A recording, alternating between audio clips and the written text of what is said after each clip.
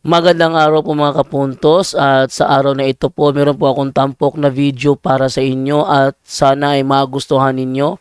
Kaya sa mga bago pa po sa aming channel, please po don't forget to hit the subscribe button at ang notification bell para maging notified kayo sa bawat video na ilalabas ko sa channel na ito. At bilang kahilingan po ng punto por punto team at naway maintindihan po ninyo, sana po wag nyo pong i-skip yung mga ads sa aming mga video.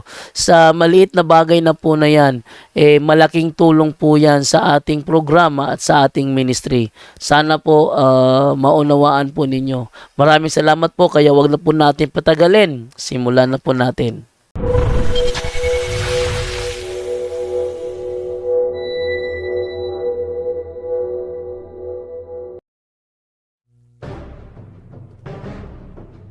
Yan, maraming salamat Brother Jando. So dako na po tayo sa ating talakayan, sa ating topiko sa gabing ito mga kapatid at mga kaibigan. Kung saan meron tayong ilang punto na ating sasagutin, no? Na ipinahayag ng isang youth na mula sa Born Again, na kung saan ay dumayo sa isang public catechism na nangyari sa Davao. At binigyan siya ng pagkakataon kasi ganito kasi yung mga kasamahan natin sa Catholic Faith Defender.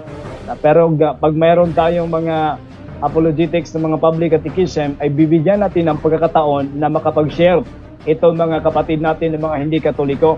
At kung ikukumpara natin sa mga hindi Katoliko, marami silang mga ginawang pangangaral sa publikong lugar, pero ang problema dyan ay hindi sila tatanggap ng tanong.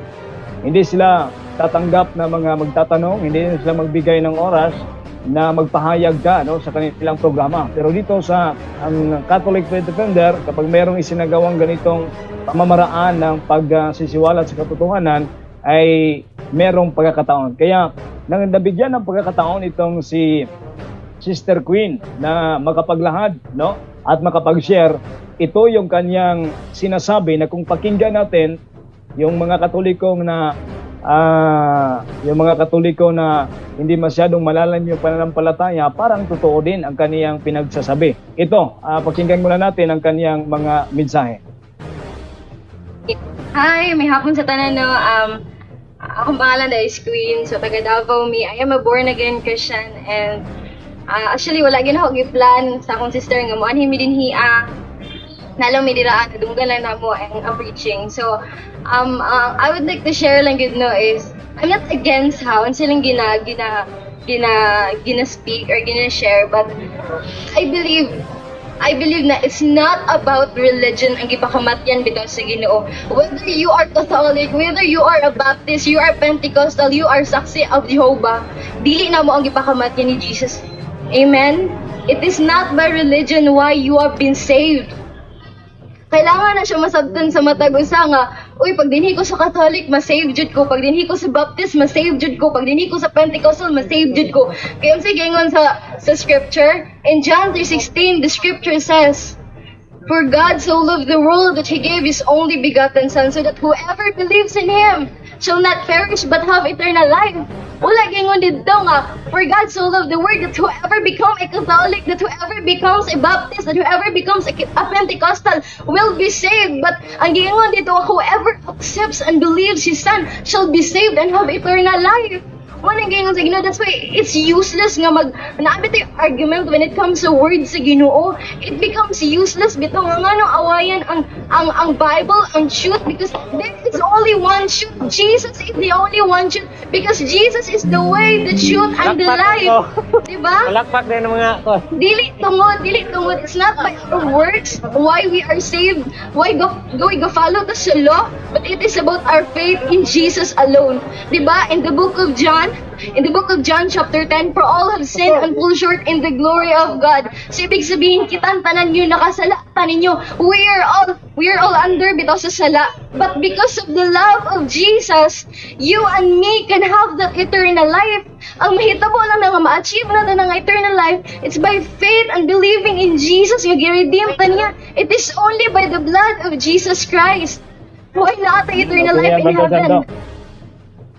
Yan, so napakinggan natin yung kaniyang pangaral. So ito yung bigyan natin ng linaw, no, sa ating programa ngayon. So mag-share muna ako ng screen, Brother Jando, para ma-present natin yung inihanda din natin na sagot, no, sa naturang himasok ng isang tinatawag natin na hindi Katoliko na pumunta, no, sa isang talakayan, isang rally na ginawa ng mga kasamahan natin sa Davao. So bigyan natin ng pagkataon na masagot ito sapagkat mahalaga din na masagot natin ito. So meron tayong ilang punto na sasagutin. Una, hindi siya against, no, sa pinagsasabi na mga andon nagkakandak ng Bible rally, but ipinarusot niya na not by religion tayo maligtas, no? So kahit anong relihiyon umano, kaya umanong kahit anong relihiyon pwede kang papasok, kahit anong relihiyon pwede kang pwede kang pwede kang maligtas, no, kahit anong relihiyon. So at yung faith alone, isa din sa mga punto na tatalakayin natin, yung faith alone, mga kapatid at mga kaibigan, sa mga oras at sa puntong ito. So dito tayo sa unti-unti natin itong pag-aralan, no? Tanong, wala bang relihiyon na makakaligtas o walang relihiyon ang makapagligtas ng isang tao? Kasi ito yung pinagsasabi nila, yung kanila kasing doktrina ay napaka-common at pariho lahat, no? Yung kanilang doktrina. Ang kanilang doktrina ito, a little knowledge of born again Christians ito. Religion can save you. Ito yung doktrina ng mga born again. Yung relihiyon umano ay hindi makapag-save. At bago natin yan sasagutin sa punto por punto sa gabing ito, i-define muna natin yung salitang religion, no? What is religion? Ano ba yung relihiyon? Ano ba yung religion? Kung babasahin natin, gagamitin natin ang Google, ang nakasulat dito, religion, in the belief in and worship of superhuman controlling power, especially a personal God. Dito natin makikita na ang relihiyon pala, ang religion, isang paniniwala, act of worship to God. Isang paraan para mag-worship tayo sa Diyos. Yun yung tinatawag na religion. At kung palalayiman po natin ang ating definasyon, sinabi pa rito sa definasyon natin, iba pang definasyon, ano yung religion, no? Sa etymological term nito. Ang religion ay galing sa Latin language na relegare. May dalawang bahagi ang word na ito, mga kapatid. Ang prefix na re ay katumbas sa Tagalog na muli, o sa English tinatawag siyang again. Ang legare ay isa itong Latin na kung katumbas sa Tagalog ay itali. Kaya ang kahulugan ng religion base sa kanyang terminolohiya sa Latin, ang pangalan diyan tutay again, o sa Tagalog italing muli o muling itali.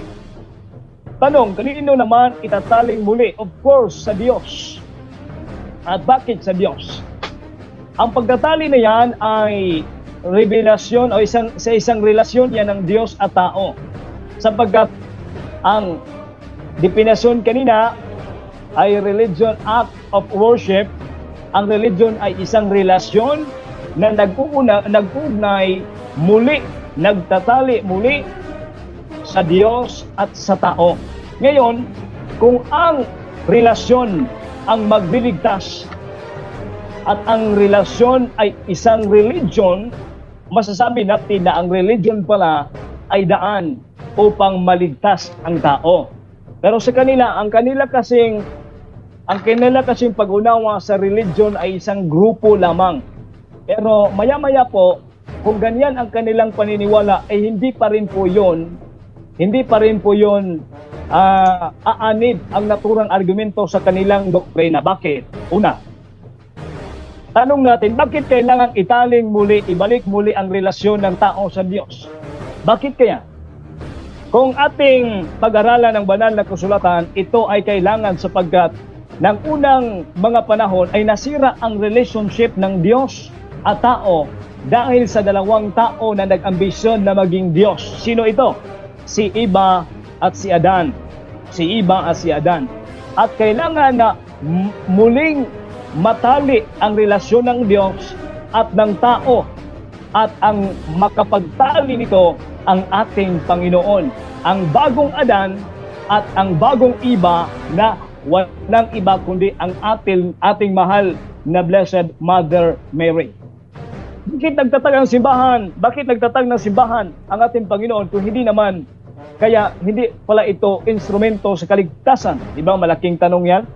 Bakit nagtatag pa ng isang simbahan ng ating Panginoon kung hindi ito daan para sa kaligtasan? Ibig sabihin, useless lang ba ang pagtatag ng kanyang simbahan dahil hindi ito daan sa kaligtasan? Take note na ang magtataling muli sa relasyon ng Diyos at tao, ang revelasyon na sinabi sa Fruto Gospel diyan sa Genesis 3:15 na merong pamilya ng babae at merong pamilya ng kaaway. At nangyayari ito nang isinilang ating Panginoon. Of course, ang babaeng yan ay referado sa mahal na Blessed Mother Mary. At yung magtatali dyan ang ating Panginoon at nagtatag siya ng simbahan. Matthew 16:18. So I now say to you, you are better, and upon this rock I will build my church. At ang simbahang ito, merong tinatawag na hierarchy. Ito sa 1 Corinthians chapter 12, verse 27 at 28 na ganito yung nakasulat. Now you together are Christ's body. Ang Christ body, mga kapatid, ito yung church. Ito yung simbahan. God given first place to apostles. Ang simbahan niya na itatag ay merong hierarkiya. Una, apostles. Dapat ang tunay na simbahan nagmula sa mga apostol. Second, the prophets. The third, to the teachers. After them, miracles, and after them, gift of healing, helpers, good leaders, those with many languages. So merong hierarkiya ang kanilang simbahan, at ang hierarkiyang ito ay maging paraan upang italing muli, upang maging daan na ang pagtataling muli ng relasyon ng Diyos at tao ay merong magandang resulta at merong magandang daan. Now, ang sinabi niya kanina kung ating pagninilayan, sinabi niya, ang Panginoon lang ang tagapagligtas. Not by religion tayo masave, kundi ang ating Panginoon ang tagapagligtas. Of course, totoo yan. Ang ating Panginoon yung tagapagligtas. Sinabi yan ni San Pablo sa unang Timoteo 4:9 hanggang sa 10 na ganito. Sa Magandang Balita Biblia, sinabi dito, totoo ang salitang ito. Walang halong marites. Totoo ang salitang ito. At dapat paniwalaan ng lahat. Dapat lahat ng makakarinig ay maniwala dito. Dahil dito, nagsisikap tayo. Merong pagsisikap. At nagpapagal sapagkat umaasa tayo sa Diyos na buhay at tagapagligtas ng lahat ng mga tao. Ano daw? Sino yung tagapagligtas sa lahat ng mga tao? Ang ating Panginoon. Hindi tayo tutol na ang Panginoon yung tagapagligtas. Pero yung sinasabi na not by religion tayo maligtas, wala yung sa Biblia. At yun ay isa yung hindi pagsunod sa kanilang doktrina na sola scriptura. Hamunin natin sila saan mabasa sa Biblia na not by religion tayo masave. Wala naman yan sa Biblia. Wala yan sa Biblia. Pero yung kanilang pananampalataya, Bible alone. Pero dito, nananampalataya sila na wala sa Biblia. Balikan natin ang tagapagligtas, ang ating Panginoon. Sino yung iligtas niya? Tagapagligtas ng lahat ng mga tao. Pero merong karugtong, lalo na yung mga sumasampalataya. Ang liligtasin pala, lahat ng mga tao, ngunit lalong-lalo na yung mga sumasampalataya. Sumasampalataya, mga kapatid at mga kaibigan. Ngayon, ang kanila kasing argumento, ang kanilang nasa kanilang utak, ang relihiyon ay isa yung grupo lang yan. Yan yung kanila kasi wala silang tinatawag na pag-aaral sa etymology ng salitang religion na galing sa religare. Para sa kanila, ang religion ay isa lamang itong grupo at ang grupo ay hindi makapagligtas. Yun yung kasi yung konsepto nila. Pero pag yan yung konsepto niya, pag yan yung kanilang aral, nagpapatunay yan sa ating tunay na simbahan. Bakit? Tatandaan natin na sa Gawa, Kapitulo 2:42, ganito yung nakabasa o nakasulat. Sa Gawa 2:42, sila ay matatag. Ang grupong ito, tao ito. Grupo ng tao ito. Bakit grupo ng tao? Sila ang nakasulat. Sila ay matatag. Sila ay matatag. Isang grupo ng tao, tagasunod ng ating Panginoon, naging matatag. Sila ay matatag na, take note, nagpatuloy sa turo ng mga apostol. Ang matatag na simbahang ito, na kung saan ang mga tao andyan sa grupong yan ay nagpapatuloy. Tanong, yung mga born again Christian ba, yung mga protestante ba, nagpatuloy ba sila? Sasagutin natin yan mamaya. Dahil, of course, alam naman siguro natin lahat, hindi sila nagpatuloy. Ngayon na lang natin sasagutin. Hindi sila nagpatuloy. Pero ang tunay pala na simbahan o grupo na may relihiyon ay yung nagpatuloy sa turo ng mga apostol. Ano raw nagpatuloy? Sa turo ng mga apostol. Sa pakikipag-isa. Nagkakaisa, umiisa ba sila? Na rumirespeto ba sila sa ating Santo Papa at sa ating simbahan? Wala. Therefore, ang salitang sila ay hindi natin pwedeng i-apply sa kanilang grupo. Ang salitang sila na naging matatag at nagpatuloy sa turo ng apostol, referado ito sa grupo na tinatag ng ating Panginoon at sinabi pa dito, sa pagpuputol-putol ng tinapay at ang panalangin. Dito ay Santos na Misa. Ito ay Santos na Misa. Ngayon, sa magandang balita Biblia naman tayo. Sinabi dito sa Gawa 2:41, kaya't ang mga naniniwala sa ipinangaral niya ay nagpabautismo, nagpabinyag, at nadagdagan. Nadagdagan ng mga alagad na may 3,000 katao bawat araw, kada araw. Inilaan nila ang kanilang 3,000 katao ng araw na yon. Inilaan nila ang kanilang sarili upang matuto sa turo ng mga apostol, sa turo ng mga apostol, sama-sama bilang magkakapatid. Ano raw? Nagsama-sama. Hindi nagbahagi-bahagi. Hindi nag-divide. Nagsama-sama. Pagsalo-salo sa pagkain ng tinapay at panalangin. Now, ang tanong, ang mga tao bang ito na nananatili? Tingnan natin. Ang mga grupo ba ito na nananatili sa aral ng mga apostol, meron ba itong kaligtasan? Sinagot yan sa Gawa 2:47. Gawa 2:47 na ganito yung nakasulat. Ang grupong yan, dahil ang religion kasi para sa mga protestante, isang grupo lang. Grupo lang o ang grupo hindi makapagligtas. Yun yung kanilang konsepto. Ngayon, ang grupong yaon na nagsimula sa Gawa 2:42 at sa 47, tingnan natin kung ang grupo bang mga taong yan, hindi ba sila naligtas dahil nagpatuloy sila sa grupo. Sa Gawa 2:47, ganito yung nakasulat mga kapatid. Nagpupuri sila sa Diyos. Sinong puri-puri nila? Ang Diyos. At kinalulugdan sila ng lahat.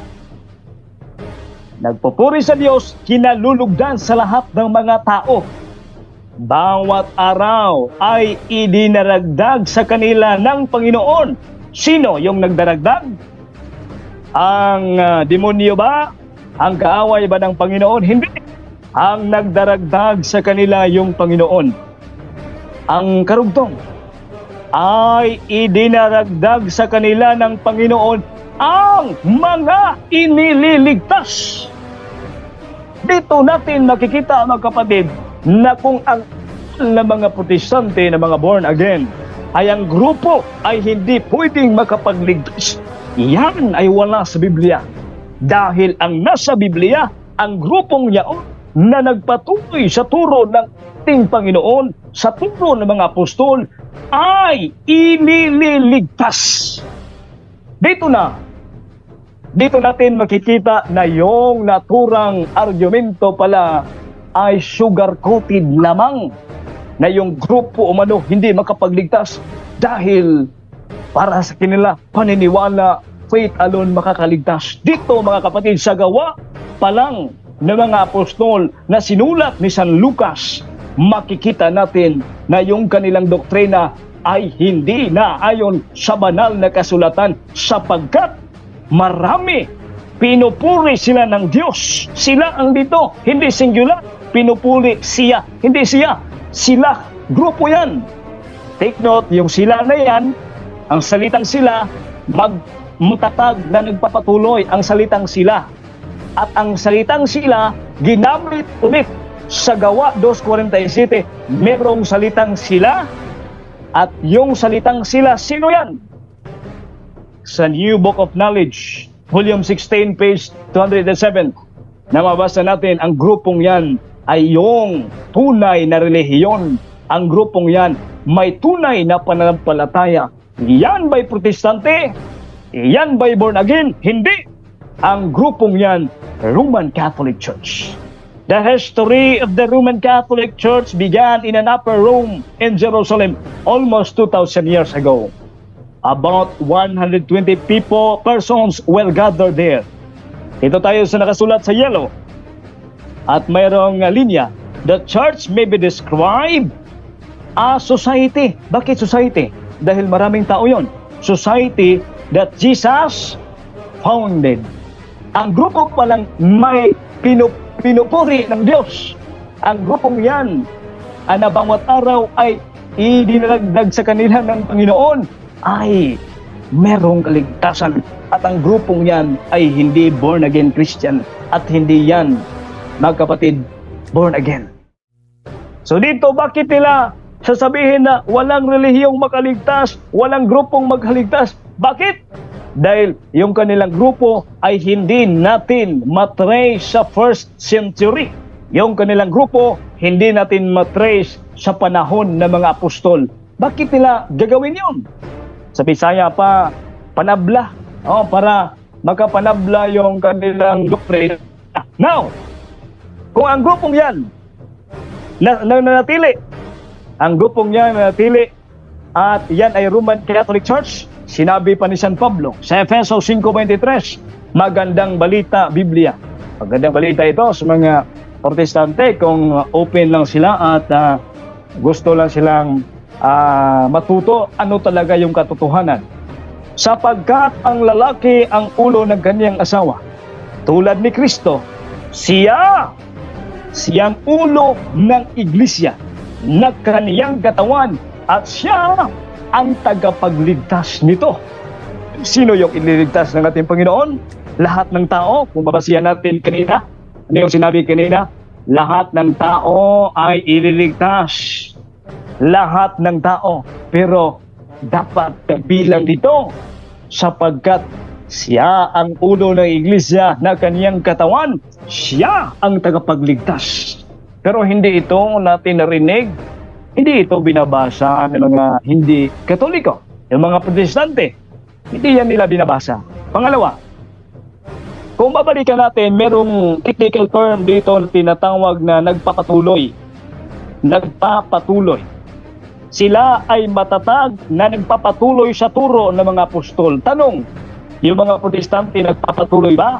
Sagot, Protestantism, Christian religious movement that began in Northern Europe in the early 16th century as reaction to medieval Roman Catholic doctrines and practices along the Roman. Naputol, dito tayo. Sinabi dito na hindi makapaligtas ang relihiyon, pero yung Protestantism is a Christian religious movement. And therefore, hindi din tayo papunta sa kanila. Hindi pala makapagligtas yung Protestantism, at yung born again ay bunga ng Protestantism. Pero maganda yung definasyon sa isang diksyonaryo. Sinabi dito, Protestant is a Christian who belongs to branch of the Christian Church which separated from the Catholic Church in 16th century. Ang sinabi sa isang definasyon, 16th century, sinabi ng dictionary na Colin, sinabi dito 16th century. Nagpatuloy bang salitang dyan? A Christian, a Protestant Christian who belongs to the branch of Christian church which is nagpapatuloy? Hindi. Ang sinabi dyan, separated. Therefore, tama na hindi makaligtas yung kanilang relihiyon sapagkat hindi sila nagpapatuloy, sapagkat nag-separate sila sa Catholic Church. Ang sinabi sa banal na kasulatan, ang naligtas pala yung matatag at nagpapatuloy sa turo ng mga apostol. Pero namang katotohanan yung kanilang sinabi para sa kanila, sa ang relihiyon pala ay hindi yan makapagligtas yung kanilang religious movement. Bakit hindi nagpatuloy? Yung Protestant, bunga ng simbahan na hindi nagpatuloy sa Roman Catholic Church. Pero totoo ba talaga na ang relihiyon ay hindi makapagligtas? Makaligtas ito sa bulsa eh. Bakit dumami sila kahit sasabihin nila ang relihiyon ay hindi makaligtas, pero napakaraming sikta, napakaraming grupo. Yung si Brad Tata pa sabihin yung noon, ang tawag sa mama, nanay. Pero naging pastor na, ang tawag, mami. Mami na tawag. Bakit mami na? Kasi sinabi sa unang Timoteo 6:6, the religion does make your life rich. Sa Bisaya ito, mabigat ito. Ang relihiyon ay nagpapayaman, makapadato sa tao ang relihiyon. So sabihin nila, hindi makaligtas ang relihiyon. Kaya sa mga Katoliko dyan, sabi ng isang pare doon sa Biliran, Naval, kung kayo ay lilipat sa ibang simbahan, kung lilipat man talaga kayo sa ibang simbahan, huwag kayong maging ultimo. Huwag kayong maging isang miyembro lang. Kung lilipat man kayo sa simbahan, ay lilipat kayo na kayo'y maging pastor at pastura. Sapagkat kung maging pastor at pastura kayo, ang religion na yan, make your life rich. Kung ang dahilan na huminto kayo, hindi kayo nagpatuloy simbahan dahil napakaraming sobre, napakaraming trabaho, napakarami yung contributions, kung naging membro din kayo sa religion na hindi nagpatuloy sa tunay na simbahan, doon naman hindi nawawala yung contributions. Kaya kung gusto nyo na kayo ay mabigyan ng contribution at hindi magbigay, maging pastor kayo, no? Kung lilipat manggaling kayo sa ibang simbahan. Nakakatulong ba ang relihiyon sa kaligtasan? Malinaw na sinabi ni San Pablo. As the saying goes, contemporary English version po ito sa 1 Timothy 4:8. As the sayings goes, exercise is good for your body. That religion helps you in every way. Helps you in every way. It promises, may promise, life now and forever. Anong promise? Life now and forever. These words are worthwhile and should not be forgotten. Pero na-forgotten ito ng mga protestante. Hindi nila ito nabasa nila ito pero nakalimutan. Hindi nila ito maaring i-share. Kaya sinabi sa Sirach na delikado yung walang relihiyon. Good News Bible version sa Sirach 41:8. You are damned, you irreligious people who have abandoned the law of the Most High God. Yung inabandona, hindi nagpatuloy sa turo ay mga irreligious people. At yung irreligious people na yan, you are damned, sabi po ng Sirach 41:8.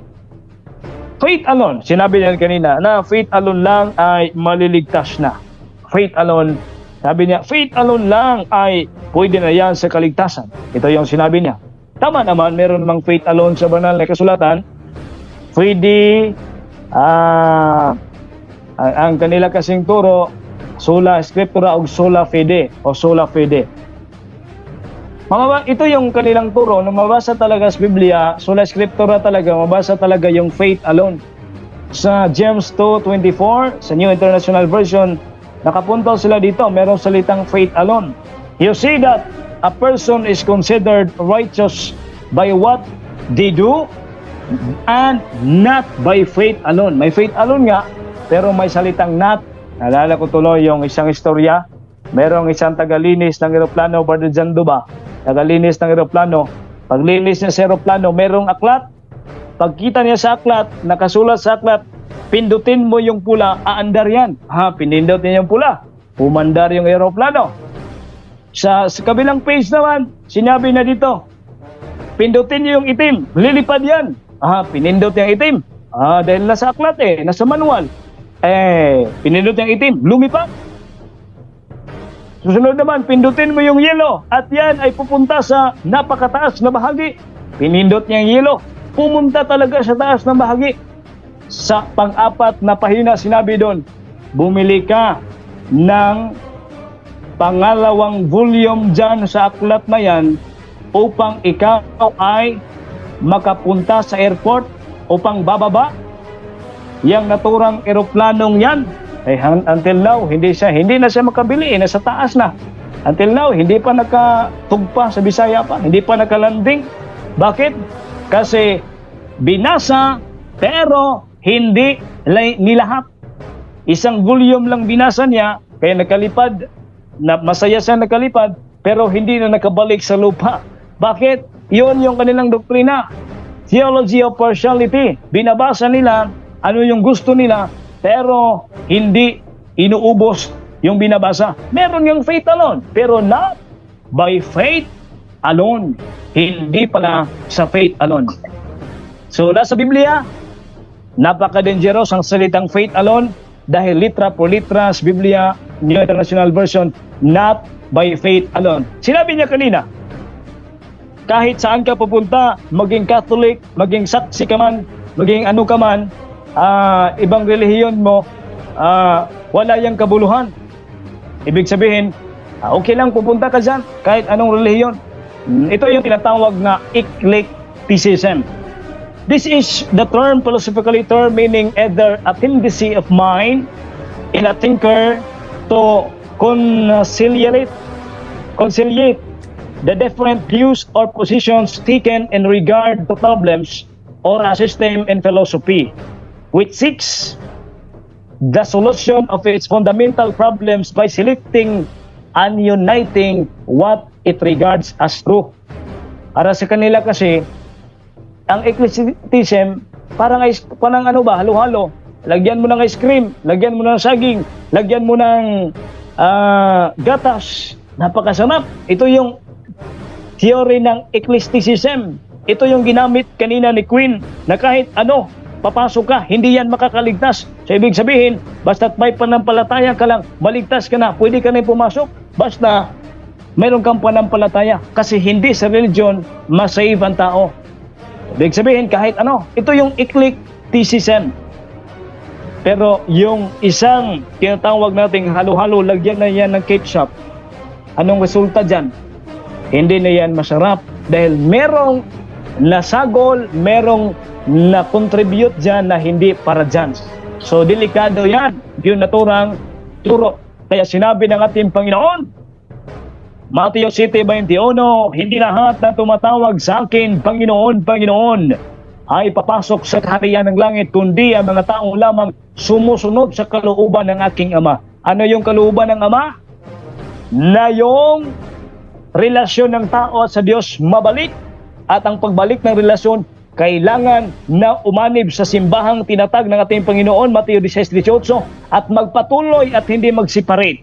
Kaya yung mga nag-separate ayon sa pahayag 2:2, alam ko ang mga ginagawa mo, ang iyong mga pagpapagal at matiyagang pagtitiis. Alam kong hindi mo kinukonsinti ang masasamang tao.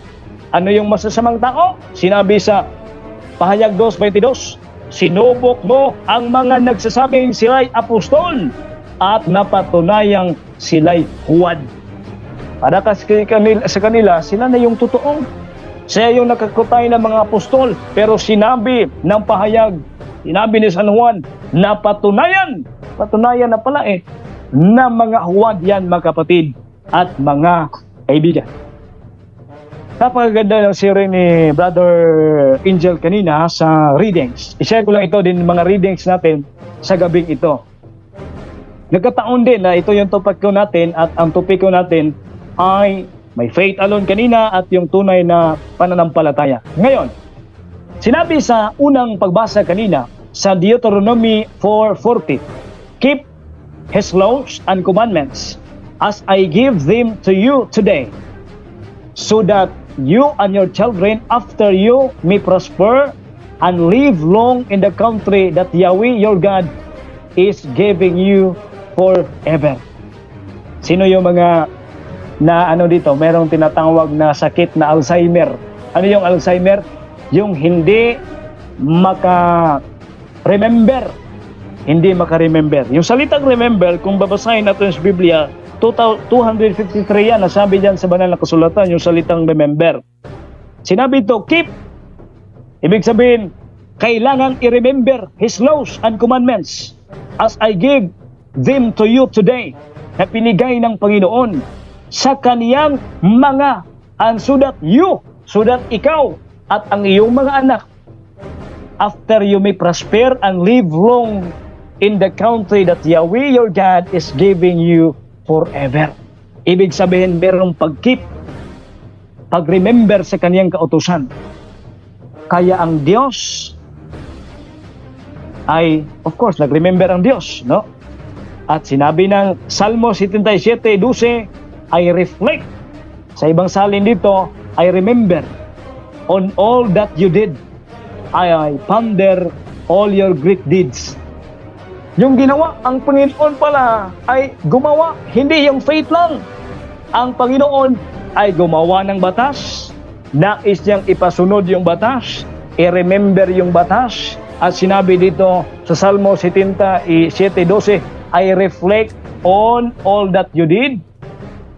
Na-remember niya lahat ng mga ginawa, I ponder you all the great deeds. Yung mga mahalagang gawa, hindi faith alone, merong mahalagang gawa. Kaya sinabi po sa ating Ebanghelyo sa gabing ito, sa araw na ito, Matthew 16:27, For the Son of Man is going to come in His Father's glory with His angels, and then He will reward each person according to what they have done. Hindi pala faith alone. Sinabi dyan, reward not by faith alone, ha? Ang sinabi dyan, according to what they have done. Ang pagbasa natin ito ay sa gabing ito, sa araw na ito, napakaganda na pagnilayan natin. Sabi ni Brother Angel kanina, at isa dito yung mga magagandang gawa natin. Hindi yung faith alone, mga kapatid. Kaya yung mga nakikinig, kaya yung mga kasamahan natin na andyan, na mga Katoliko, ibahagi natin ito, ano yung tunay na turo ng ating simbahan. Naway nakatulong tayo sa kaunting pagninilay at pag-aaral natin, mga kapatid, sa ating ginawa sa gabing ito. Salamat sa pagkakataon at tsansa na ibigay sa atin na mga kasamahan sa punto por punto. Ayan po, salamat at sana ay nakatulong itong ating kaunting pag-aaral. Brother Jando, back to you, oras 9 PM na po tayo. Brother Jando.